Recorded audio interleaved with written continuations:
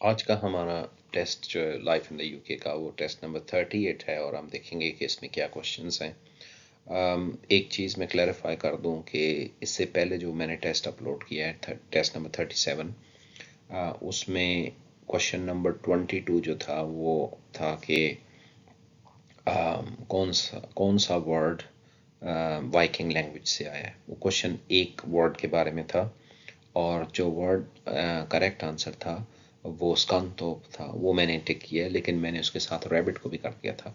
तो आप अगर वो टेस्ट प्रिपेयर कर रहे हैं तो ये याद रखें कि उस क्वेश्चन में सिर्फ एक ही आंसर वर्ड एक आंसर देना था और वो स्कांतोप था, जो कि मैंने टिक किया था। दो नहीं थे, मैंने दो कर दिए थे। ठीक है, तो ये थोड़ी सी क्लैरिफिकेशन थी, ये प्लीज़ आप करेक्शन कर लीजिएगा। तो हमारा ये वाला जो टेस्ट है वो 38 है। ये आपको चाहिए होता है कि अगर आपने ILR अप्लाई करना है और ब्रिटिश पासपोर्ट अप्लाई करना है। ठीक है, there are some changes, propose changes के कुछ चेंजेस आने वाली हैं, प्रपोज्ड हैं। तो उसके मुताबिक देखेंगे कि क्या होता है मई या अप्रैल के एंड में। लेकिन चेंजेस जो भी हों, life in the UK test जो है वो इंटैक्ट है, वो रहेगा। इसलिए आप पूरा फोकस रखें कि लाइफ इन द यूके का टेस्ट आप पास करें और उस को यूज़ करें फिर अपने उसके लिए। इंडेफिनिट के लिए भी यूज़ होगा और ब्रिटिश पासपोर्ट के लिए भी यूज़ होगा। ठीक है, जो टेस्ट है वो कंप्यूटर बेस्ड होता है, आपको बुक करके सेंटर पे इनके जाना पड़ता है। 24 क्वेश्चन होंगे उसमें और 18 क्वेश्चंस के आंसर्स आपको करेक्ट देने हैं ये, और तभी ये टेस्ट पास होगा। और टाइम जो है वो 45 मिनट्स है, बहुत ज़्यादा टाइम है। तो इस वजह से आप परेशान ना हो, तैयारी अच्छी से करें। देखें, टेस्ट मुश्किल है, इसमें वो हिस्ट्री भी है, इसमें लॉ भी है, इसमें गवर्नमेंट्स के बारे में भी है। अब एक आदमी ने अगर अपने मुल्क का नहीं उसको कभी पढ़ा हुआ तो दूसरे कंट्री का पढ़ने का कैसे चांस नहीं है। लेकिन टेस्ट तो टेस्ट ना, फिर तैयारी तो करनी पड़ेगी, क्योंकि वीज़ा भी चाहिए और इंडेफिनिट भी चाहिए होता है और पासपोर्ट भी चाहिए होता है। सो कहते हैं ना, कुछ पाने के लिए कुछ खोना पड़ता है। और हाँ, एक चीज़ और भी बता दूं क्वेश्चन नंबर 1 से स्टार्ट करने से पहले कि इसका कोई शॉर्टकट नहीं है। मुझे कई लोग पूछते हैं कि कोई तरीका हो जिससे हम इजीली पास कर जाएं। एक ही तरीका है, आप मेहनत करें, पढ़ें और उसको पास करें। ठीक है, अम, मैं हो सकता है बुक स्टार्ट करूं, लेकिन मैं उसके बारे में आपको बताऊंगा बहुत जल्दी। Right, so let's start. Question number 1 है हमारा, in which of the following years did England win the World Cup. World Cup में इंग्लैंड ने वर्ल्ड कप कौन से साल में जीता। तो इसका हमारा करेक्ट आंसर है वो 1966 है। कुछ मेरे व्यूअर्स ने ये भी कहा है कि क्वेश्चन रिपीट होते हैं बार बार। तो अगर क्वेश्चन रिपीट हो रहे हैं तो बहुत अच्छी बात है, क्योंकि इससे आपको वो वाले क्वेश्चन ज़्यादा अच्छी तरह प्रिपेयर होंगे। क्यों रिपीट इसलिए होंगे कि मैंने तो बहुत सारे टेस्ट बनाए हैं, अपलोड किए हैं। तो ये टेस्ट सारे के सारे बुक में से ही हैं। ठीक है, इसीलिए मेरा ख्याल है कि अभी बहुत सारे टेस्ट बना लिए हैं।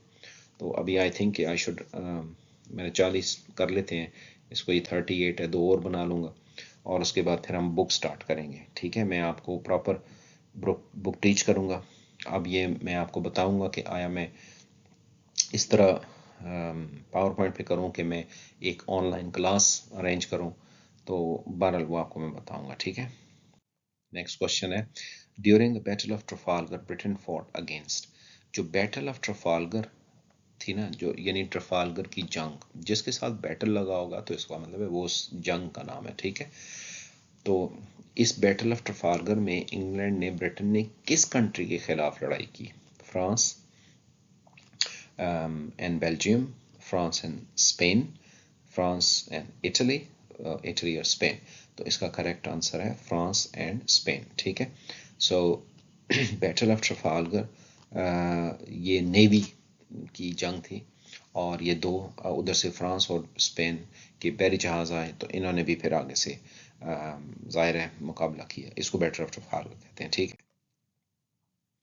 what is the name given to the first formal anti-slavery groups set up in the late 1700s। अब देखें, ये हिस्ट्री है।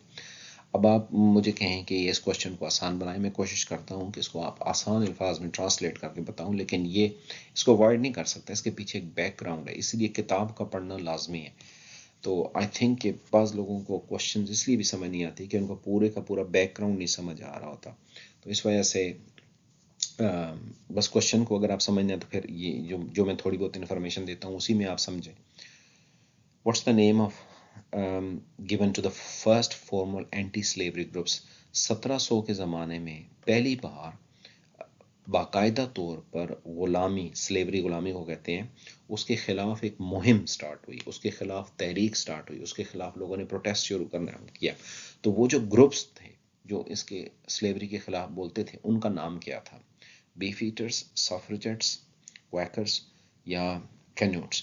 तो उनका नाम था क्वैकर्स। ओके, ये एंटी स्लेवरी जो है ना वो ग्रुप्स थे। ठीक है, तो ग्रुप का जी और सॉरी ये क्यू है। तो आपको ये याद रखना होगा कि क्वैकर्स ने 1700 में गुलामी के खिलाफ आवाज़ उठाई। More women than men study at university. तो ये तो बहुत ही सिंपल क्वेश्चन है, विमेन ज़ाहिर है बहुत खुश भी होंगी इससे। सो मोर विमेन यानी कि यूनिवर्सिटी में, यूके की यूनिवर्सिटी की बात हो रही है, ज़्यादातर विमेन पढ़ती हैं, मेन नहीं पढ़ते। मेन के और भी बड़े शोल होते हैं। सो ये बात बिल्कुल सही है, ट्रू है। ठीक है। Why did Ireland suffer a famine in the middle of the 19th century? famine कहते हैं जिसको उर्दू में, हिंदी में कात कहते हैं। मीन्स के जब फूड की शॉर्टेज हो जाती है, खुराक ख़त्म हो जाती है। आपने देखा होगा अफ्रीका में बच्चे बिल्कुल हड्डियां बन जाते थे, लोग बड़े भी सारे मर गए, बहुत सारे लोग। सो 19th सेंचुरी में आयरलैंड के अंदर क्यों फेमिन आया, क्यों फूड बिल्कुल ख़त्म हो गया? तो देयर वाज हीट वेव आई थी, उस वजह से the whole country was flooded या सैलाब आ गया था। द पोटैटो क्रॉप फेल्ड, आलूओं की जो फसल थी वो सारी ख़त्म हो गई। There were not enough farmers या फार्मर्स कम थे। तो इसका करेक्ट आंसर है ये जो पोटैटो क्रॉप्स थी ये फेल्ड हो गई। ठीक है, ज़्यादा इन ठंडे इलाकों में तो आलू ही बनते हैं, तो आलू ख़त्म हो गए, तो सारे के सारे लोग आलूओं पे चलते थे। तो इस वजह से वो फिर खुराक की कमी हो गई और ये फैमिन आ गया। नेक्स्ट क्वेश्चन है, what sort of battle was the Battle of Britain? ये जो बैटल ऑफ ब्रिटेन है, जंग ब्रिटेन आप कह लें, ये किस तरह की जंग थी? यानी जब सॉर्ट ऑफ बैटल का मतलब है क्या ये बहरी जहाज थे, या ये खुश्की पे ज़मीन पर लड़ने वाले जंग थी, या फिर ये हवाई जंग थी? कौन सी थी? Naval battle against Spanish and aerial battle. Naval का मतलब नेवी की, एरियल का मतलब है हवा में, battle against French, an aerial battle against Germans, naval battle against French. देखें, एक बात तो तय है कि ये करेक्ट आंसर है, लेकिन इसमें यहाँ पे कन्फ्यूजन होती है, लोग यूँ फेल होते हैं। बाज़ वक्त उनको चीज़ आ रही होती है, वो पूरा आंसर नहीं पढ़ते ना।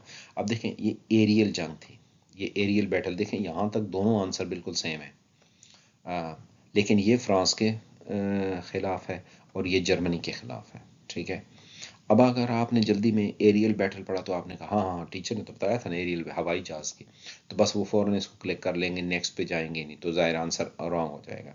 तो आपने पूरे का पूरा ऑप्शन पढ़ना है। ठीक है, एरियल बैटल अगेंस्ट जर्मन्स थी, जर्मन्स के खिलाफ थी। एरियल मीन हवाई जहाज़ थे, हवाई जहाज़ आते थे उनके, रात को बम गिराते थे, और फिर ज़ाहिर है इनके भी जहाज़ जाते थे उनको। तो ये करेक्ट आंसर हुआ। ठीक है, Who is in charge of appointing the local chief constable? Local chief constable जो होता है, जो यानी कि चीफ कांस्टेबल का मतलब है जो ये पुलिस का बड़ा सबसे ऑफिसर होता है, उसको अपॉइंट कौन करता है? अ जज, police and crime commissioners, the mayor, या लोकल कम्युनिटी मेंबर्स? तो इसका करेक्ट आंसर है पुलिस एंड क्राइम कमिश्नर्स, ये मिल के चीफ कांस्टेबल को चूज करते हैं। What does the money from national insurance contributions pay? Choose two options. National insurance money जो हम देते हैं, तो वो किन दो चीज़ों में लगता है? वो पैसा यानी जो जमा होता है, तो वो किन चीज़ों पे लगता है? पुलिस फोर्स सैलरीज, पुलिस की सैलरीज के लिए, state retirement pensions, national health service, या यूनिवर्सिटी फीस? तो इसका करेक्ट आंसर है state retirement pensions. National insurance जो आप देते हैं, तो वो पैसा जब जमा होता है तो वो रिटायरमेंट के लिए, पेंशंस में जाता है, या नेशनल हेल्थ सर्विस? ये जो हेल्थ सर्विस हम कहते हैं ना फ्री है, तो ये इसमें ये नेशनल इंश्योरेंस का पे किया होता है। ठीक है, तो इस वजह से वो फिर वो उसको सपोर्ट करता है। ये दो आंसर करेक्ट। क्वेश्चन नंबर 9 जो है, how many British died on the first day alone in the Battle of Somme? Battle of Somme जो हुई थी उसमें पहले दिन में कितने बरतानवी फौजी मर गए थे। ये बहुत ही अफसोसनाक किस्म का सवाल है, अफसोस की बात भी है। इसमें जो हमारा आंसर है वो है 60,000। आप अंदाज़ा लगा लें, जंग में एक ही दिन में 60,000 लोग मर गए थे। ओके, सो इसका ये करेक्ट आंसर है। When was the first Union flag created?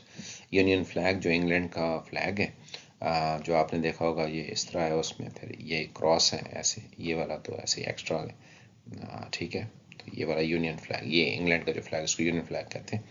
तो ये कब क्रिएट हुआ था? ये 1515 में, 1616 में, 1505 में या 1606 में? ये इसका आंसर 1606 है। Next, which of the following territories is not part of UK? Northern Ireland, the Isle of Man, Wales और स्कॉटलैंड। तो आपको मैंने पहले जैसे क्वेश्चन में बताया था कि यूके 4 कंट्री से मिलके बनता है, England, Wales, Scotland and Northern Ireland. तो आइल ऑफ मैन जो है ये पार्ट ऑफ यूके नहीं है, ठीक है। ये बाकी 3 कंट्रीज हैं लेकिन वो नहीं है। Which of the following is not a fundamental principle of British life? सबसे पहले तो आप अब देखें कि ये नॉट को हाईलाइट किया हुआ है, तो आपने ये देखना है कि कौन सा नहीं है। ऐसा बाकी सारे होंगे, एक नहीं होगा। फंडामेंटल प्रिंसिपल्स कहते हैं बुनियादी उसूल। सोसाइटी के, यूके की सोसाइटी के 5 बुनियादी उसूल हैं, अगर आप किताब को पढ़ें तो, ठीक है। तो इनमें से कौन सा एक है कि जो नहीं है? इंडिविजुअल लिबर्टी ये है, डेमोक्रेसी ये भी है, कम्युनिज्म ये नहीं है, पार्टिसिपेशन इन कम्युनिटी लाइफ ये भी है। तो हमारा करेक्ट आंसर हुआ कम्युनिज्म। कम्युनिज्म तो जाहिर है उसके खिलाफ हैं ये लोग, वो तो रशिया में है, चाइना में है, तो कम्युनिस्ट कंट्री तभी तो उनको कहते हैं। बाकी सारी चीज़ें हैं लेकिन ये नहीं। What do Sir Terence Conran Cliff and Thomas Chippendale have in common? ये आपने ये देखना है कि ये सवाल का मतलब क्या है। इसका ये मतलब है कि ये जो 3 नाम हैं, ये वाला क्लेयर्स और थॉमस चिपेंडेल, ये क्यों मशहूर हैं, ये इनका क्या ख़ास बात है, इन सब में क्या, ये कौन लोग थे सारे? They were British designers, they developed the atom bomb, they were British explorers और दे वर ब्रिटिश पोएट्स। इसका करेक्ट आंसर है दे वर ब्रिटिश डिज़ाइनर्स, ठीक है। ये एक ने फर्नीचर डिज़ाइन किया और इस तरह सिरामिक्स वगैरह और इंटीरियर डिज़ाइनर, ये इस तरह के लोग हैं। Which of the following cities is not in Wales? इनमें से कौन सा शहर है जो कि वेल्स में नहीं है? हम देखते हैं अभी, कार्डिफ, स्वानसी, ब्रैडफोर्ड, न्यूपोर्ट। तो अगर आपको थोड़ा सा भी मैप से मीन्स के इंटरेस्ट है तो आपको पता है कि ब्रैडफोर्ड इंग्लैंड का कंट्री है, ये वेल्स में नहीं है। आपने ब्रैडफोर्ड को चूज कर लेना। नेक्स्ट क्वेश्चन है, people on the electoral register with ages between 18 and 17 can be asked to serve on a jury. Okay, जो अब ज्यूरी देखें, यही तो चीज़ है कि बहुत सारी चीज़ें बैकग्राउंड में समझनी पड़ती हैं। ज्यूरी का पहले तो समझें कि ज्यूरी क्या होता है, ठीक है। देखें, जब किसी शख्स का केस लगता है अदालत में और वो उस आदमी ने लेट से कोई क्राइम किया हुआ है, लेट से मर्डर किया हुआ है या कोई इस तरह का सीरियस क्राइम किया हुआ है, ठीक है। तो फिर ये सीरियस क्राइम की बात हो रही है, ठीक है। तो जज जो है वो वकीलों की बातें सुनता है, तो फिर उसको फैसला करना होता है कि आया ये बंदा जो है ये क्रिमिनल है या नहीं है, ये गिल्टी है कि नहीं है, इसने ये काम किया कि नहीं है। तो चूंकि वो बहुत सीरियस इशू होता है, उसमें उस आदमी की सारी ज़िंदगी ख़राब हो सकती है, तो इस वजह से जज अकेला फैसला नहीं करता, उसके साथ जूरी मेंबर्स होते हैं जो कि पब्लिक से चूज़ किए जाते हैं, ठीक है। और जो कि ये पहली तो बात यह है कि ये ट्रू है, 18 से 70 साल के जो लोग इलेक्टोरल रजिस्टर पे होते हैं उनमें किसी को भी चूज़ किया जा सकता है। तो वो मुख्तलिफ नंबर हैं, 12, 13, 15, तो वो उसमें जज के साथ अदालत में बैठे होते हैं और वो भी सुन रहे होते हैं। तो फिर आखिर में वोट होता है कि हाँ भाई आपका क्या ख्याल है कि ये मुजरिम है कि नहीं है। फिर ज़्यादा वोट हो जाएं तो वो आदमी को गिल्टी करार दिया जाता है और कम हो तो उसको इनोसेंट बना देते हैं। तो ये बात है, ठीक है। तो किसी भी शख्स को इलेक्टोरल रजिस्टर पे जो 18 से 17 साल का हो उसको ज्यूरी का मेंबर के लिए बुलाया जा सकता है। तो ये बात करेक्ट है। Next, which Saxon king of England was killed in the Battle of Hastings in 1066? Kenneth MacAlpin, Harold, William the Conqueror and Henry the Five. इसका करेक्ट आंसर है हैरोल्ड। किंग हैरोल्ड जो था वो उसमें ड्यूक ऑफ नॉर्मंडी के साथ लड़ाई हुई थी और किंग हैरोल्ड को मारा गया 1066 में। Next, during the swinging 60s, Britain experienced a growth in swinging 60s। इसको कहते ही इसलिए हैं कि ये इसमें बड़ी मूवमेंट थी, बहुत चीज़ें जल्दी जल्दी आ रही थी, तरक्की हो रही थी। तो किस चीज़ में ज़्यादा तरक्की हुई थी इसमें? Sports such as rowing and cycling, fashion, cinema and popular music, holistic therapies या people going to the universities. तो इसका करेक्ट आंसर है fashion, cinema and popular music. So swinging 60s में ये चीज़ बहुत ज़्यादा पॉपुलर हो गई। नेक्स्ट क्वेश्चन है, एज अ परमानेंट रेजिडेंट और citizen of the UK you should, UK के परमानेंट रेजिडेंट या सिटीजन के तौर पर आपकी ये रिस्पॉन्सिबिलिटी है, ठीक है। देखते हैं कौन सी आपकी रिस्पॉन्सिबिलिटी है। ट्रीट अदर्स विद फेयरनेस, सबको अच्छे तरीके से पेश आना है। Look after your self and your family, अपना भी ख्याल रखना है और फैमिली का भी ख्याल रखना है। Look after the area in which you live and in environment, अपने एरिया का ख्याल रखना है, एनवायरनमेंट का ख्याल रखना है। All the above answers are correct, या ये सारे आंसर सही हैं। तो ये सारे सही हैं, हम सारों को तो नहीं टिक कर सकते, तो इस वजह से हम इसको टिक कर देंगे, ठीक है। इसमें आपको ख्याल करना है कि ये ना हो ना कि आप ये 3 जाके चूज कर लें, बस ये all the above answer is the correct answer. Next, when did the BBC start the world's first regular television service? ये जो BBC है, इन्होंने सबसे पहले रेगुलर टेलीविजन सर्विस कब स्टार्ट की? तो ये एक बड़ा इंपॉर्टेंट क्वेश्चन है। 1922, 1932, 1936 या 1934? तो करेक्ट आंसर है 1936, ठीक है। तो ये आपने याद रखना। Next, women in Britain today make up about 1/3 of the workforce. ये क्वेश्चन ये है कि आज ब्रिटेन में जितने भी लोग जॉब्स कर रहे हैं या काम कर रहे हैं उसका 1/3 जो है वो विमेन है, ठीक है। तो क्या ये बात सही है कि ये गलत है? ये बिल्कुल गलत है।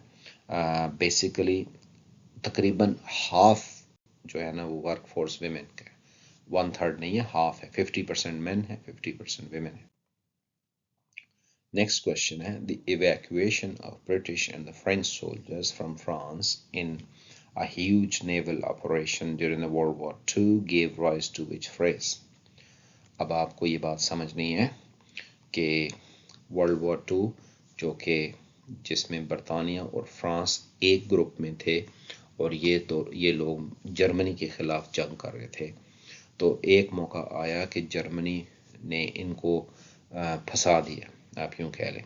तो बरतानिया के और फ्रांस के फौजी, ठीक है, वो एक जगह है जिसको कहते हैं डंकेट फ्रांस में, उधर ये बहुत ज़्यादा फंस गए थे, ठीक है। जर्मन ने इनको वहाँ पे काबू कर लिया था।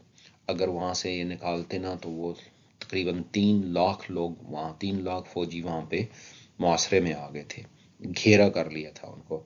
तो उसको उस वक्त फिर दोनों फ्रांस और बरतानिया ने बड़े जोश का मुजाहरा किया और वहाँ से बहरी जहाज़ भेजे और लोगों को छोटी छोटी कश्तियों में, और इस तरह बड़ी मुश्किल से 3 लाख लोगों को वहाँ से निकाल लिया, सेव कर लिया, महफूज कर लिया, बचा लिया। तो उस वक्त वो जो स्पिरिट थी उसको क्या नाम, वो क्या जज्बा था उसको फिर, तो the harbour spirit, the blitz operation, the Dunkirk spirit.